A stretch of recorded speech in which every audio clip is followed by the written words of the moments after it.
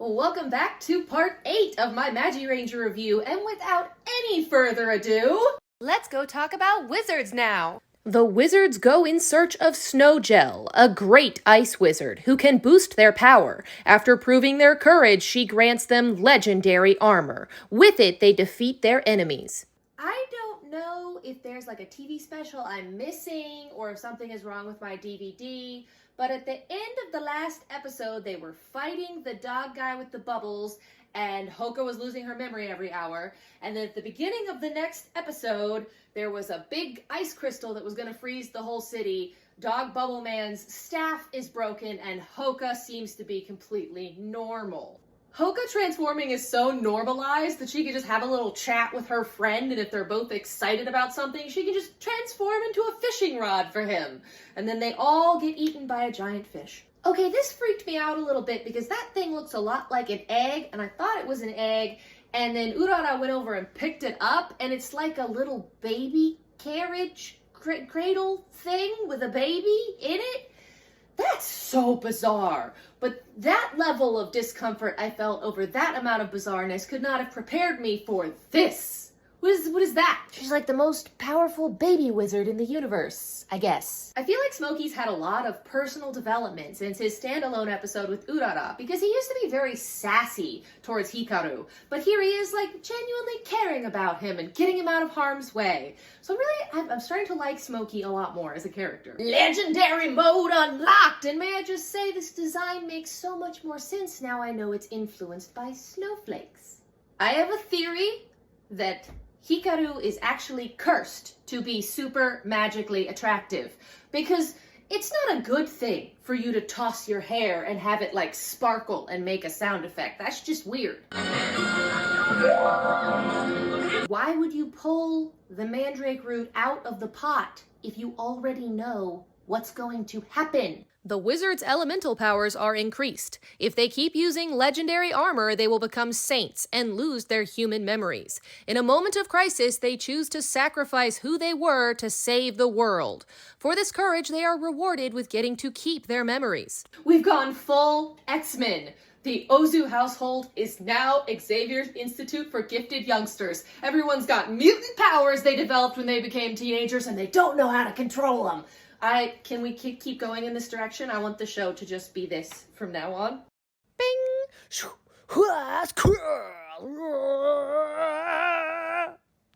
Is he a balloon?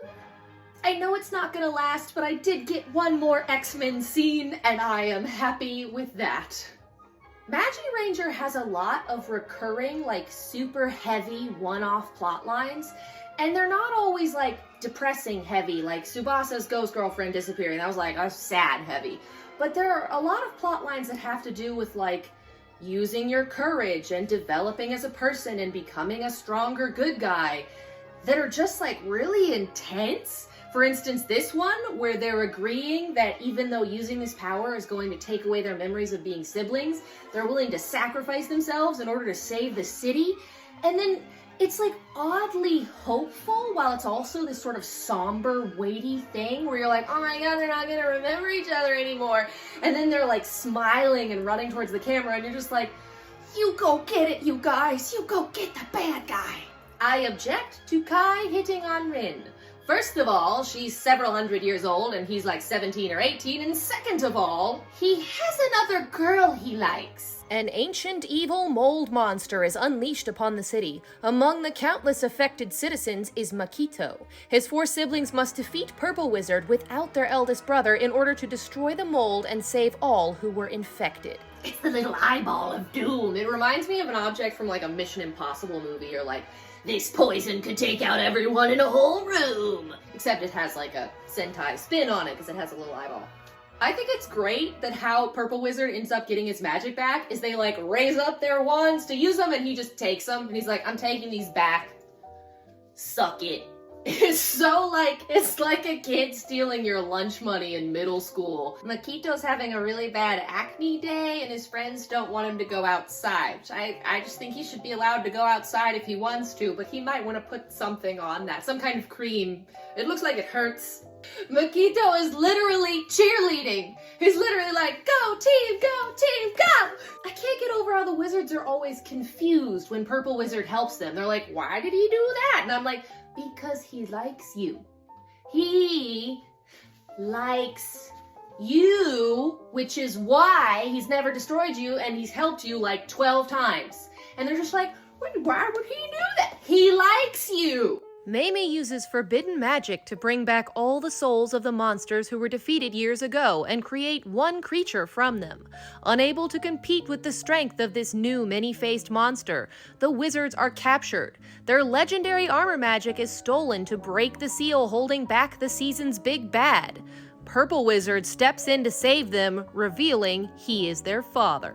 From a design standpoint, I find it peculiar that all of the Sky Saints, they have light colors and golden armor, and they look like magical warriors for good and justice, except for the dad, who looks like an evil demon from hell, from like Christian mythology. Interesting design decision. Like anyone would ever fall for the bad guy being like, I'm sorry, I made mistakes. No, we know that those are Crocodile Tears. Though I do really love the production aspect of the audio is very clean, and then when he moves his hand in front of his mouth, it sounds muffled, like his hand is actually in front of his mouth.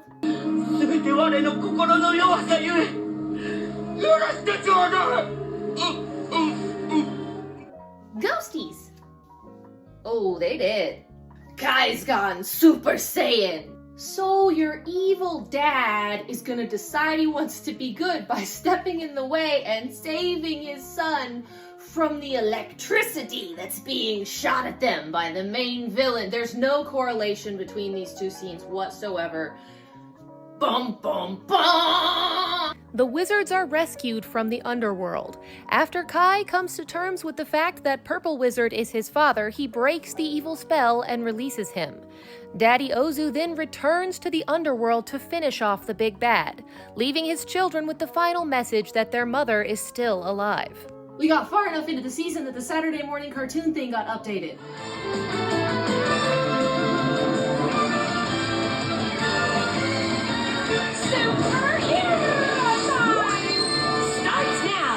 This sentence is really all the context that you need. I don't even need to see the flashback. And Kai's response is textbook. He may have an uncomfortably handsome curse placed on him, but Hikaru knows how to make a fucking entrance, riding through a portal into the hell dimension on a unicorn that we've never seen before. He's a unicorn! It's the battle of the horseman Zords. This is an interesting technique. Attack the man with a shield and sword with your fists. Meanwhile, these guys are having like a weird chain fight battle on top of a chessboard. Okay, I know the whole point of this superhero show is courage and being the better man, and I'm glad that the honor route worked out for Hikaru in this instance. However, if my enemy is cheating, I am not going to give a speech about, I'll die with honor. I'm just going to cheat, okay? They changed the stakes. I'm gonna play by their rules. And of course, it was magic tears that brought their father back. It's always magic tears. I'm really enjoying this, like, go back through all your previous forms while turning to ash and then poof, you're dead effect. It's very, like, Mummy era of effects. Also, they're still alive. I don't know if I mentioned that. Smokey hid them in his mouth while they blew up or something. I don't know. And their dad's dead again. Thank you so much for tuning into this episode of my Magiranger review. I will see you again in 2 weeks, and until then, have a magical time.